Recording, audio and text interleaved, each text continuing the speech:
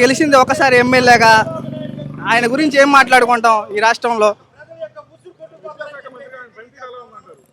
విద్యాశాఖ మంత్రి కాదు, ఫస్ట్ ఆటో డ్రైవర్ల పరిస్థితి బాగుపరచమనండి, తర్వాత విద్యాశాఖ గురించి బాగుపరచాలని చెప్పేసి తర్వాత మాట్లాడుకుందాం ఆయన గురించి.